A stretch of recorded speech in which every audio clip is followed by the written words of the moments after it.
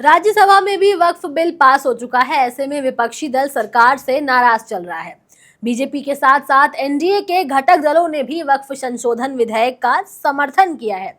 इसी में नीतीश कुमार की पार्टी जेडीयू का नाम भी सामने आ रहा है। कुछ समय पहले हमने ये देखा था कि कैसे नीतीश कुमार ने अपने आवास पर इफ्तार पार्टी का आयोजन किया था, जिसका उद्देश्य केवल मुस्लिम समुदाय को और उनके वोटों को अपने खेमे में करना था। लेकिन अब जब वक्फ का मुद्दा सामने आया है तो नीतीश कुमार की पार्टी ने वक्फ संशोधन विधेयक का समर्थन किया है।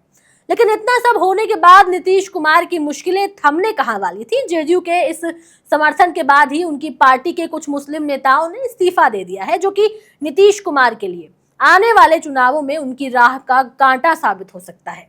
मुसलमान पक्ष की नीतीश से नाराजगी कहीं नीतीश को गहरी परेशानी में न डाल दे, ये अब सवाल बना हुआ है। अब इस वीडियो में आगे बढ़ने से पहले हम आपको बताएंगे कि कौन कौन से वो नेता हैं जिन्होंने इस्तीफा दिया है और उनकी क्या प्रतिक्रियाएं सामने आई है। लेकिन उससे पहले आप हमारे चैनल द हिंदी टॉप को सब्सक्राइब करें, बेल आइकन दबाना ना भूलें ताकि आप तक पहुंचे हमारी हर खबर सबसे पहले।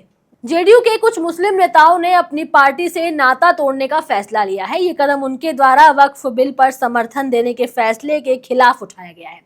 इसमें प्रदेश सचिव मोहम्मद शहनवाज मलिक, प्रदेश महासचिव सीए मोहम्मद तवरेज सिद्दीकी अलीग, भोजपुर के पार्टी सदस्य मोहम्मद दिलशान राइन और पूर्व प्रत्याशी मोहम्मद कासिम अंसारी शामिल हैं।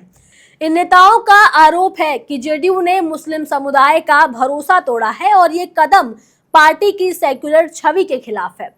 अक्सर नीतीश कुमार के सेक्युलरिज्म की चर्चा बिहार में की जाती है और ये कहा जाता है कि नीतीश कुमार बिहार में सेक्युलरिज्म को लेकर के चलने वाले नेता है। लेकिन वक्फ के समर्थन के बाद मुस्लिम नेताओं ने उनके सेक्युलर छवि पर ही एक बड़ा सवालिया निशान खड़ा कर दिया है। अब इस पूरे विवाद में पूर्व एमएलसी मौलाना गुलाम रसूल बलियावी, जो कुछ समय पहले ही नीतीश कुमार द्वारा जेडीयू के राष्ट्र महासचिव बनाए गए थे, उन्होंने भी इसका विरोध जताया है। उन्होंने कहा है कि वक्फ बिल के जरिए वक्फ बोर्ड ने जमीनें छीनने की कोशिश की है, जिससे मुस्लिम समुदाय की भलाई के लिए चल रही योजनाएं प्रभावित होंगी।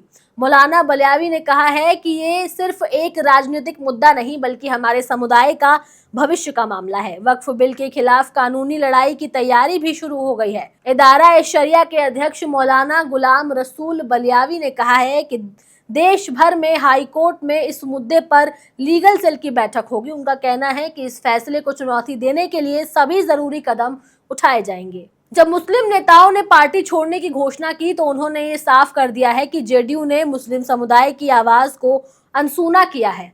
अपनी नाराजगी जाहिर करते हुए मोहम्मद शहनवाज मलिक ने कहा है कि हमारी इबादत गाहों और हमारी पहचान को सुरक्षित रखने की जिम्मेदारी किसी भी राजनीतिक दल की होनी चाहिए। जब एक पार्टी हमारे अधिकारों का सम्मान नहीं करती तो हमें अपनी स्थिति स्पष्ट करनी पड़ती है। जब जेडीयू में ऐसा अंतरकलह देखने को मिल रहा हो तो ऐसे में आरजेडी कहां चुप रहने वाली है।